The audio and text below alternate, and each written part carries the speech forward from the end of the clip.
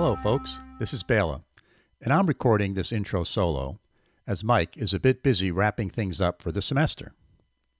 You know, when Mike and I get together to record a podcast, before we hit the record button, we typically have a conversation about what's going on in our lives and in the world. Basically, two good friends catching up since the last time they spoke.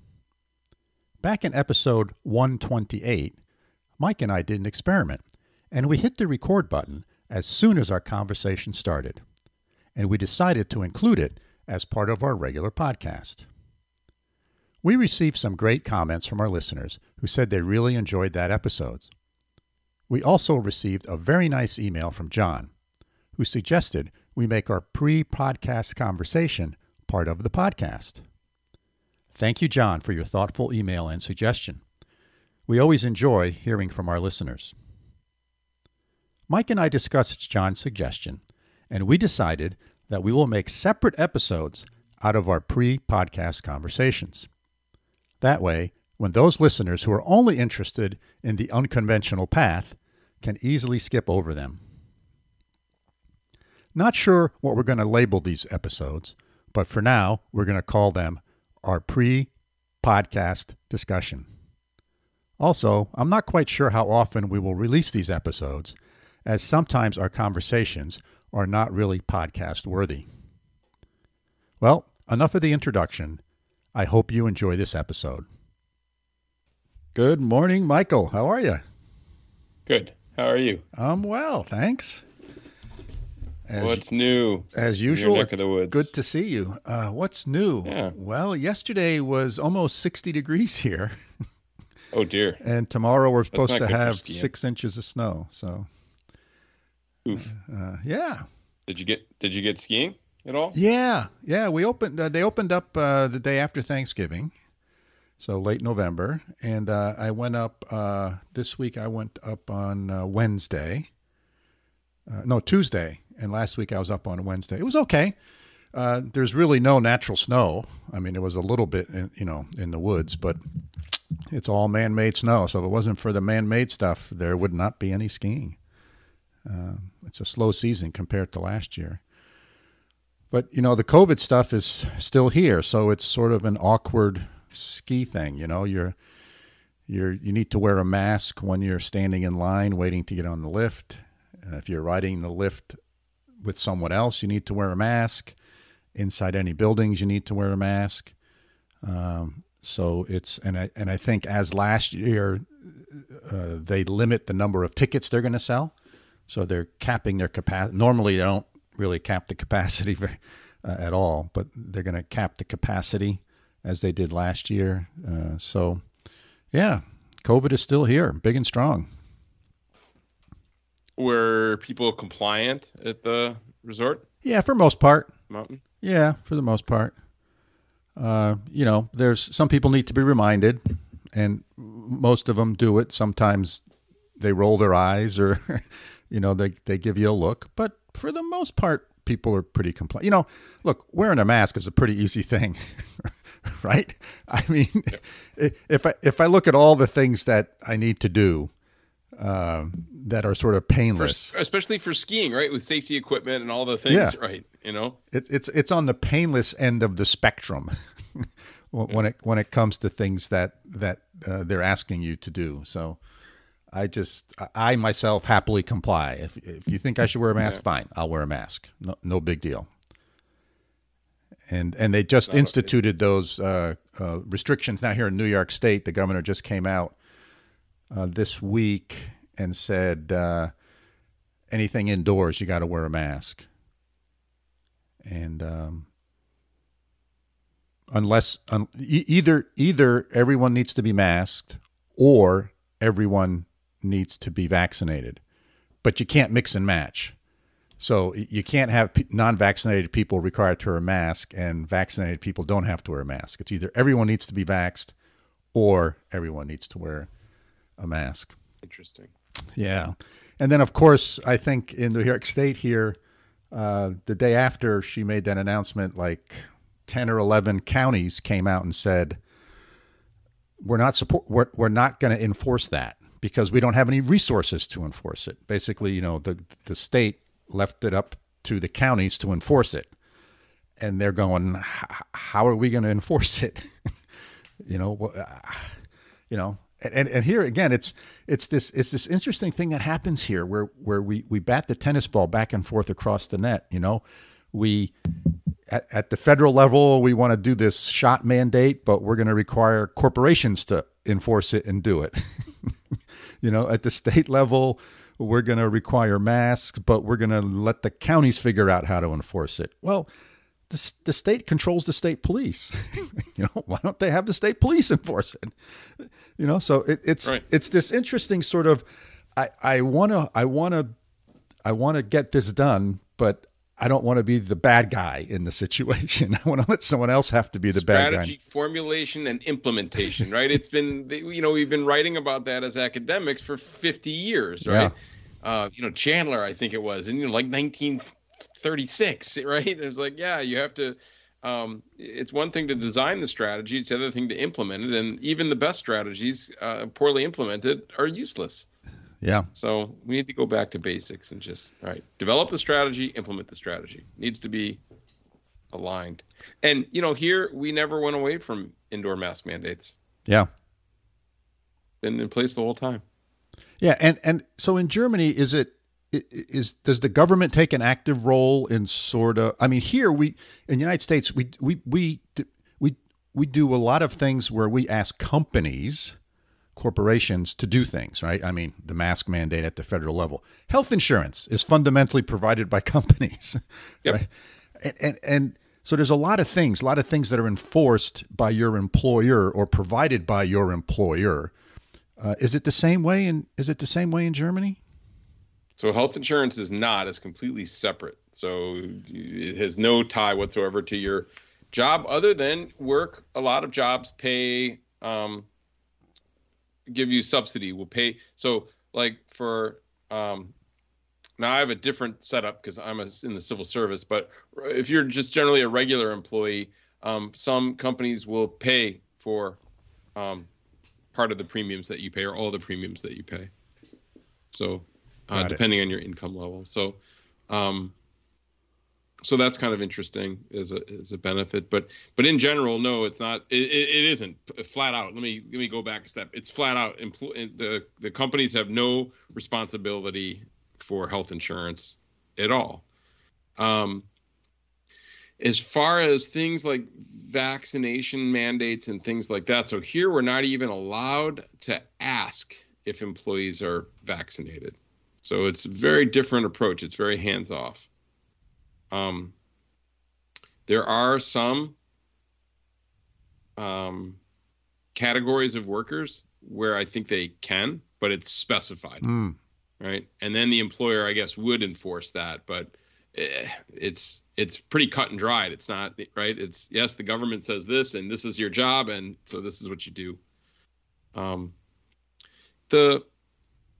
A lot of the mandates here, so we've got in stores, so grocery stores and drug stores, anybody can go in right now here, but any other retail besides for that, Bela, so a clothes store, a sporting goods store, I had to pick up a picture frame last week, so I went to the art supply store, and those are, you must be either vaccinated or have here if you get COVID, you go to the hospital, you go to the doctor, at least. You don't have to go to the hospital, but you go to the doctor, your family doctor, and everybody, of course, has one because everybody has health insurance, right? You go to your doctor checks you out and gives you a piece of paper, okay? And that piece of paper says you have COVID, and you go back after you're recovered, and you get another piece of paper that they check you, right? And they say you have recovered from COVID. So that's good for, 6 months, I forget, for a certain period of time,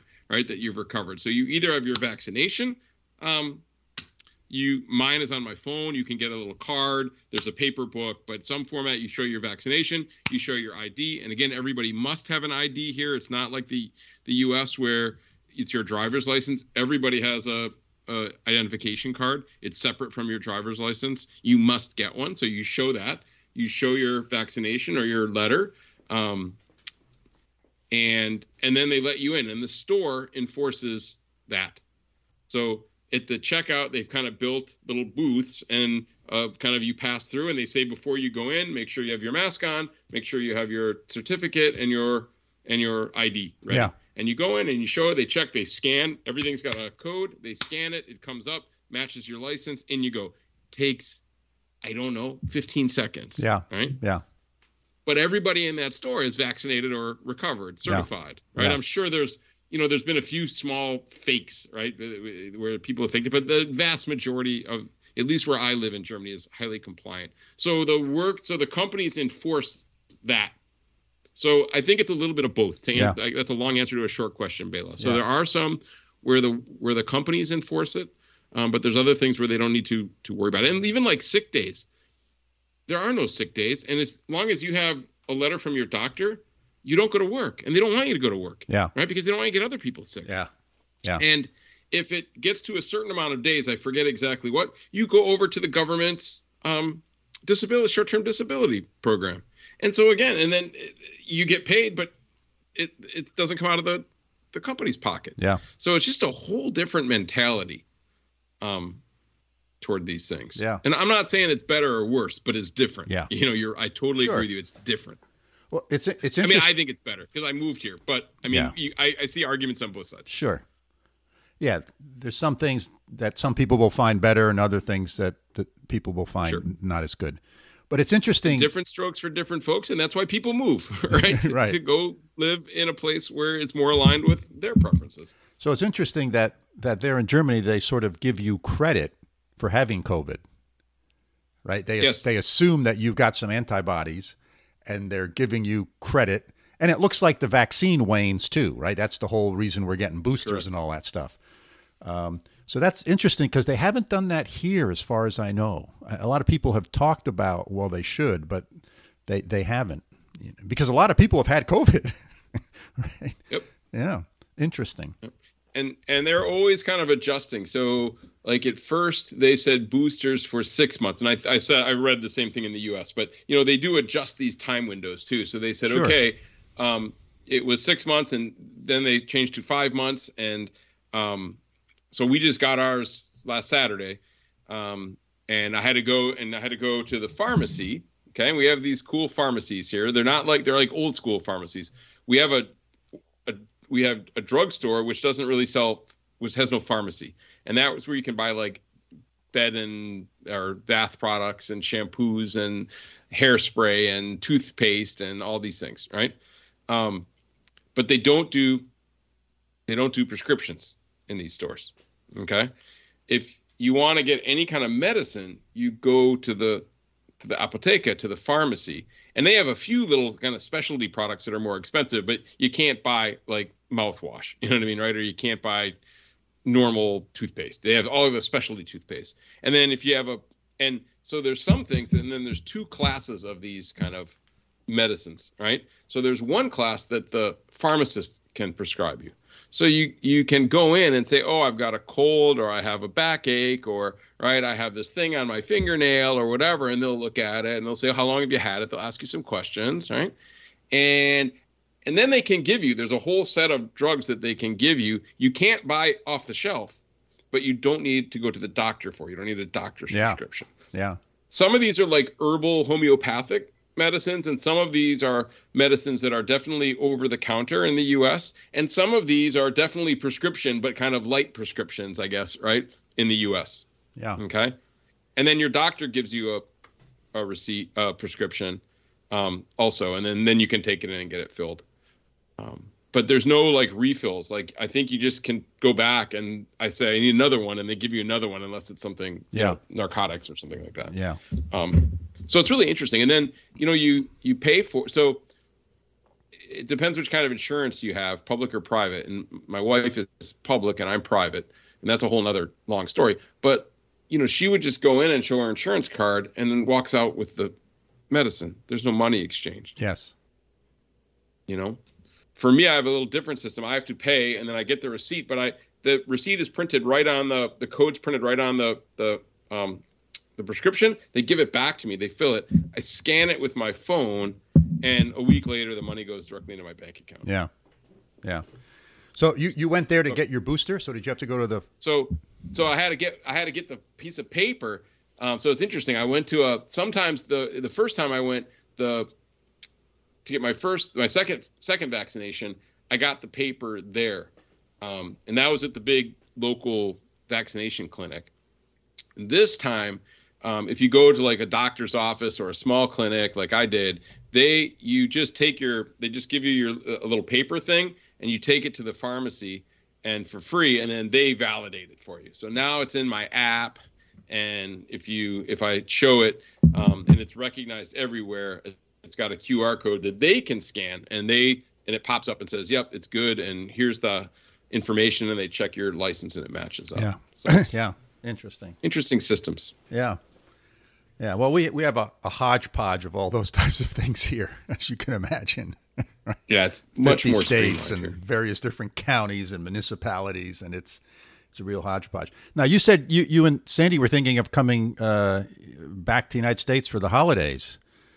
Yeah, so we have flights Tuesday. So today, just if people are listening to this, it's December 17th, Friday, and we've got flight on I guess that would be the 22nd, Tuesday, to stay for 2 weeks. What's your read? So everything is changeable and refundable, right? Yeah. So assume there's no financial cost to saying, okay, we're just going to move these to the spring, right? We can change the tickets to March or something like that, right? What's your read? So and we're going to Michigan, which has one of the highest rates, right? We're going to Michigan, and then I have tickets to fly to Florida to go see my mother, right? I'm going to my in-laws. Yeah. So Michigan's got one of the highest rates, and Florida, the last I read, was okay, but they're going up. Right? Yeah. Yeah, there's waves of this going all over the place, right? We're pretty high here. Hospitals have hit 90% capacity, so they've started canceling elective surgeries. Now, when you say 90% capacity, it's a little, you gotta be a little careful here. Hospitals are one industry that has required individuals to be vaccinated.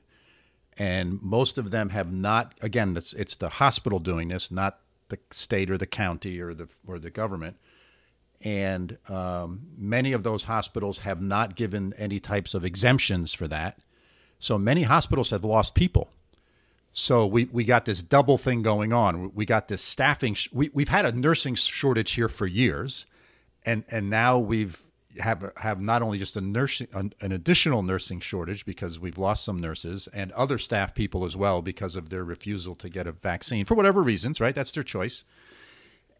And then this bump up in COVID cases going up, which predominantly appear right now to be Delta. The Omicron thing hasn't really hit in any mass here. And it's what I've been able to discern is that about 70% of the hospitalized population is unvaccinated, and about 30% are vaccinated people. So that seems to be the ratio approximately, probably plus or minus 5% on that from what I've been able to kind of dig up and try to understand. So the unvaccinated percentage is a significant percentage of that. So I think if you're boosted, I haven't seen any data that talks about boosted people and what their sort of susceptibility is. I think my concern, if I was traveling internationally right now, would not really be if I'm going to get COVID or not, particularly if I'm boosted. It would be, can I get back to my home country? In other words, in the next 2 weeks, is Germany going to close its borders? And then can you get back? To me, that's the bigger risk. Yeah. Right? Not that you're going to be able to get into the United States, right? Because you're vaxxed, you're boosted. So you can get here. The question is, will you be able to get back to Germany? Is in the next 2 weeks, Omicron or Delta going to take off even more as we get the whole Christmas thing and everyone together for the holidays, and we're going to get a big spike, So that to me would be my worry, I think. Can I get back? Yeah. Right? Yeah. And I also worry about if something happens while I'm there. I mean, I'm healthy, but if I get in a car accident or I break my leg or I slip and fall on the ice or, because I haven't seen ice in a long time, right? But, if something happens, right, or I get strep throat or something. And the healthcare system, as you said, is kind of all overloaded. And now I'm not really insured. I mean, I have health insurance that covers travel, right? But I don't have U.S. health insurance, right? Right. So there's that as kind of my secondary, right? If something else happens, you know, I'm a long way from home. Yeah. I mean, I think yesterday I heard on the news that it appears that COVID, I don't know what strain, they didn't really specify, as ripping through a bunch of universities. Like Cornell has 900 positive cases. I saw, and they shut everything down. But none of them are hospitalized. Right. At least that's what I heard, right? Again, the news has gotten It's hard to get accurate information and know what's accurate. I totally agree. And the same here, too. Yeah, the news is so noisy. Yeah, it's hard to filter out what's fact and what's, rumor. So, but anyway, yeah, so that's what I guess I would be concerned about, Mike, is something going to happen and the borders get closed and you can't get back? Or getting back will be really difficult, right? And angst producing. So, yeah. And it's a little more challenging because we fly in and out of the Netherlands, out of Amsterdam, because we live about 45 minutes from the border, and there's a nice nonstop, right, from Amsterdam to Detroit, and that's what we take. Yeah. So. Yeah.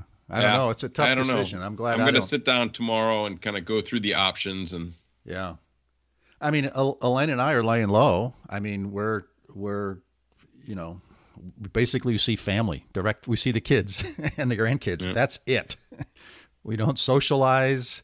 We haven't eaten out in a restaurant in 2 years. So we do take home or take out. And boy, it's amazing. I was thinking about this the other day, how the whole takeout for food has really changed. It's got to be a significant percentage of restaurants' business now. And it still amazes me to this day that it's been 2 years now almost. And some restaurants have really figured out how to do it. Man, is it efficient. They have a great app. It works really well. It saves your previous orders. If you want to reorder the same stuff, it's like 2 clicks. It's just remarkable how good it is. And there's other ones. Oh my God. It's like, I want to close the app and call them on the phone. The app is so bad. Yeah. It's just amazing to me. Because it's got to represent a significant portion of their business, I would think. Right. And there's already models that work. So how hard is it to say, I want it to look just like this one, right? Just put my logo and my colors on it and my menu. Exactly. And some restaurants here haven't even opened. They don't even have indoor dining. I mean, for 2 years, they've been closed since the whole COVID thing. There's a couple of McDonald's around here that just, I think they're all owned by the same franchisee. They have not had inside dining now for, almost 2 years. And I wonder if they're more profitable. And I'll tell you, they got drive-through down. Not that I'm a big customer of McDonald's, but man, do they have it down. It's boom, boom, boom. It's efficient. They have figured it out. And other places you go to for drive-through, it's painful. And, Elaine will attest to the fact that I don't have a lot of patience for waiting in lines. So it's just, some businesses have really got it, man. They've figured this out and they realize how important it is to them. Yeah. And I'll bet you in some ways you can be more profitable. I mean, you can't upsell and things like that. And you maybe miss some walk-in traffic, right? Or somebody going back for a second bag of French fries, right? Right. But you don't have to clean the place. Exactly. Right? You don't have to worry about extra napkins and all these things. You don't have to clean the bathrooms. You don't have to, extra staffing, all of these things. I mean, you're just doing one thing. Because really, if you think about it, a typical fast food restaurant, you really have two things going on. And they step on each other, right? You got the sit-down business and you got the drive-through business. Right? And they're really two separate processes. They have a little bit of shared overlap with the food prep, right? But you got to figure that simplifies their process, right? And makes it more efficient. And they got to be, at least from what I've seen, right? There's always, here at least, right? There's always a line at the fast food places. Yes. Yeah. Oh. And a bunch of them have added a second lane or a third lane, right? And they've really been able to crank through more volume. Right. And I wonder if that more than makes up for the the sit down traffic, because you got to figure a lot of people just taking up space, right? They're hanging out, right? Yes, right. Yeah, it's interesting. Well, you don't have to take the trash out, right? I mean, I wonder what their trash bill. I mean, I wonder what their at a typical fast food restaurant, what trash removal is every month, right? From all the packaging that's gone down, because it's all shifted onto the customer. That's right. They're not throwing out all that packaging now. You are. Yeah, I mean, maybe some people are dumping some stuff out of the drive-thru, eating in the parking lot, but I got to think the vast number of people are taking stuff home, and it's no longer the restaurant's problem. Yeah. To do trash removal. Yeah, it's interesting how things have changed, and we still do pick up food shopping, grocery shopping, and here again, I'll tell you, Walmart has figured this out. Man, does it work well? Their app works really well, and I understand, and I figured out that Walmart uses its employees to go around and shop for your food and, pick it off the shelves. Rather than the third party. And the other grocery chains here use a third party. Mm-hmm. And there's a difference. I tell you, there's a difference. And so for certain things, what we've done now is those staple type things that are just, this is the brand we buy it, it comes in a box, whatever. Man, we just do that stuff online, and we pick it up. The whole thing, the trip to pick it up and back to our house is 15 minutes at most. And you drive in, and then you tell them you're here, right? And I mean, I've never done it because we don't really have it here. I mean, I walk to the grocery store. Yeah. So you tell them you're there, you tell them what parking spot or what your license plate number is, and they just bring it. You pop the trunk, right, and they just put it in. Exactly. It's exactly right. The app actually, you tell them when you're leaving your house, so you're actually giving them a little bit of notice. Yep. You tell them, and the app knows, oh, you're here. Tell me what spot. I mean, the app is really smart. Cool. It knows I'm at the store, and tell me what spot you're in, what color your car is, and boom, it comes out. And says, come between when you do your shopping, you set up a time. Right, a window. Right, and they allow you to edit it. Right, so we typically set up a 2 days from now. And it allows you up until, I think, like 6 hours before or 4 hours before you're actually going to pick it up. It allows you to edit it and change it and add stuff to it. It's really well done. Nice, but they really manage the flow that way, and they probably can staff better. Again, this might be better than just people going wherever the heck they want, right? That's right. It's too crowded, and they run out of stuff, right, or whatever, right? Now they've got a queue, and they can plan their labor better. That's right. And they can plan the flow of people in and out so that things are fluid. Right, which has got to, again, they don't have to do peak staffing because they know they're getting X% of their customers are using this drive-through model, and they can literally space it out, right, by having when are the open time slots, right? Right. Yeah, because they limit the number of slots. Right. And then they even know, I'm sure they've got, now enough data where they can really predict, weeks out, right, what it's going to look like. Yeah. So they don't do stuff like that over there? So the shopping is just so different here. And again, there's probably other cities. I know they do more. There's a couple of companies, German companies, that have hopped into the grocery delivery space in Berlin and in Hamburg, some of the bigger cities. In our city, we have 300,000 people, but in a very small footprint. And so we have a couple of kind of big grocery stores that people drive to, right, that are kind of more in industrial zones, right? They aren't in the residential areas. Yeah.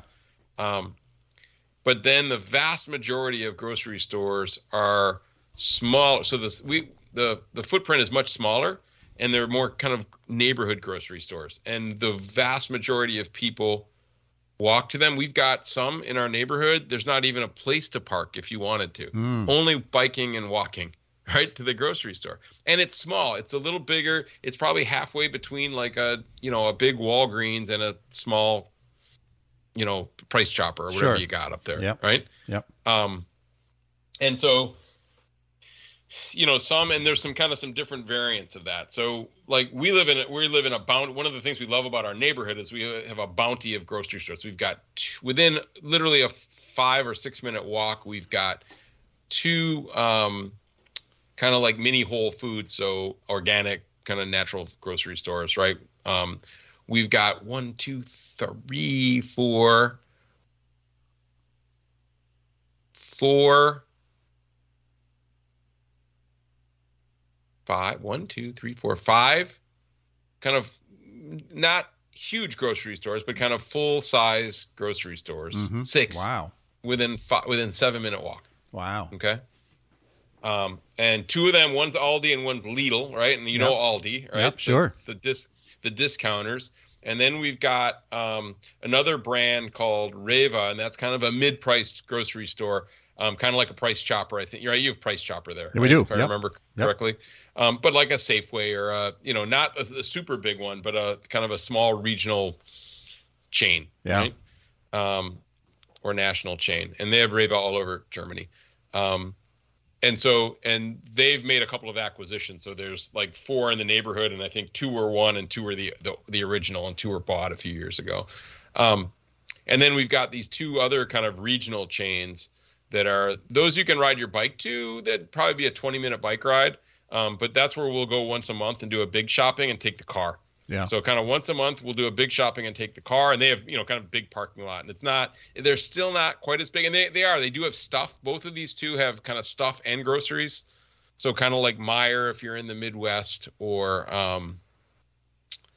like a Super Target, right? Like when they have or a Walmart, right? Where they have both food and stuff, but still smaller than like a Super Walmart, right? Yeah.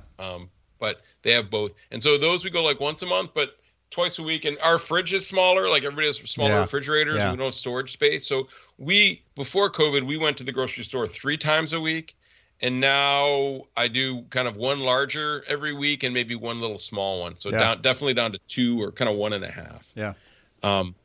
So there in that model, and there's not much need for grocery delivery and pickup, right? Because everybody's just kind of walking anyways, and the stores are smaller. Yeah.